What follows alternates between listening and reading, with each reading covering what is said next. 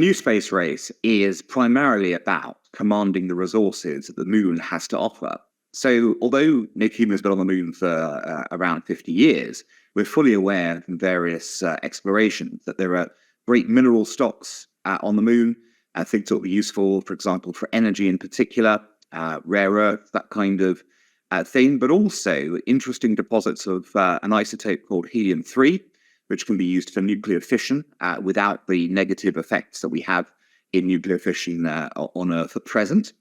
And finally, there's also the prospect of vast amounts of water being discovered on the moon. And that could obviously lead both to colonization of the moon, quite possibly, but also as a staging post, as it were, for rockets heading off to further areas. Because if you turn water into liquid hydrogen, you fuel rockets, basically. So there is a possibility of a vast amount of energy for rockets to fuel further space exploration. So there's a lot of talk, obviously, about exploitation of resources by countries, by companies, and also by what potential this could have for future space exploration as well. And so that is why there's this great rush right now to be the first there and to claim these before somebody else can. The Chinese have said they'd like to, or they're aiming to land a man on the moon, a woman, depends on who they're sending, in the next 5 to 10 years. So we've got this goal about preparing for that mission, of course. Now, part of that will be where do you land on the moon and what do you do when you're on there as well? What are you trying to claim? So a lot of the missions we're seeing right now are trying to work out what might be the most propitious place to land. There's currently a lot of focus, for example, on the south pole of the moon. The Indians landed a sort of explorer there at the end of last year, and that seemed to indicate the presence of large amounts of water.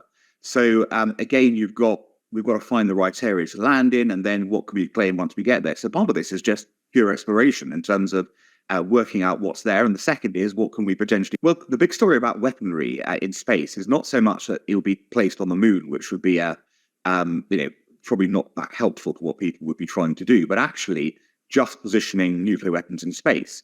And earlier this year, we had a leak, did we not, from the US Intelligence Committee suggesting that the Russians were contemplating putting some kind of nuclear device into space. It was unclear what exactly that was. But what we've seen in the last few days is the Russians vetoing a resolution at the UN to stop countries from doing this, which obviously lends to the suspicion they might well be thinking of putting a nuclear weapon into orbit somewhere. And the purpose of that would be to simply try and destroy satellites. If you had a nuclear detonation in space, that would create an electromagnetic pulse that would knock out satellites all around. Now, it's an indiscriminate tool. Russian satellites would be knocked out as much as anyone else, but that would have potentially devastating results. Because if you think about it, in today's world, satellites control much of what we do online, what we do with GPS. There's all sorts of factors that if you were to knock the satellites out, modern life as we know it would be severely impaired. So there's obviously a very serious threat to humanity, firstly, but secondly to obviously any countries. And to have the threat of this lingering over us tells us that there's a big problem with what the Russians might be intending to do, and what they might be looking to use this nuclear weapon as leverage for.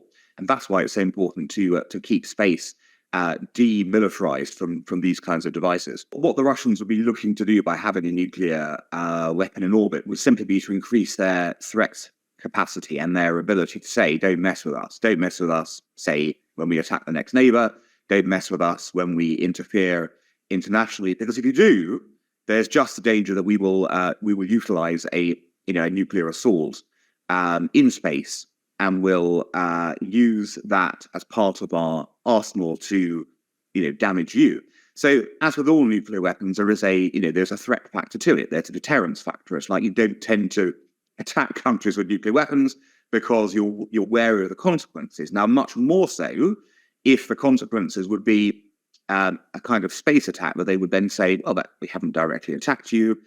It's simply, a mistake." They could claim a mistake happened up there, all the rest of it. The problem, of course, is that the consequences would be devastating. If you think about every single infrastructure development that we have today, it's all controlled by computers, it's all controlled by the connectivity that satellites help provide.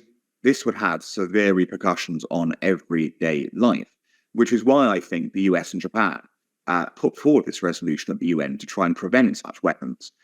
being put into space, and why we have to be very skeptical as to why the Russians would dare veto that. It suggests that there is an agenda in Russia, whether it's a real agenda or just, again, a threat of a threat, as it were, one step beneath the threat, to say we can do this, we might do this at a moment's notice. Either way, we've been placed on notice. The Russians are not, once again, upholding similar values to much of the rest of the world when it comes to what weaponry can be used and the future nature of warfare. For example, the Outer Space Treaty has been ratified by, I think it's about 114 countries, including Russia.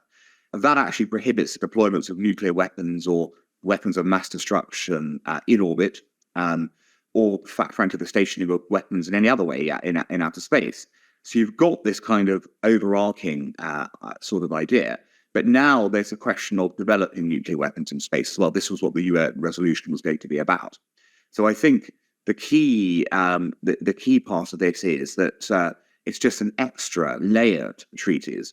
But I think, given that Russia has broken numerous treaties and isn't particularly sort of concerned with its reputation internationally or how it's operating under international law, again, the fact that they're not signing up to new treaties would suggest, or resolutions would suggest, that they might well be up to something. So the summary is, we've got these defense mechanisms in place already from treaties, but ultimately treaties are only as good as the people who want to uphold them. And if you want to break a treaty and you're Russia, it's quite easy to do so. I think the threat we face is perhaps less from countries like Russia and more from real rogue actors like Iran, who haven't had years of experience of dealing with this. And Russia was already an actor, but it's had years of nuclear experience. What you don't want is a plethora of new states developing nuclear weapons with crazed ideals behind them, who might then decide that they don't have decades of experience of understanding nuclear short destruction, what it means practically, and will think they might chance that they might chance a nuclear weapon, which is why, of course, it's so important to stop those new countries like Iran from developing them in the first place.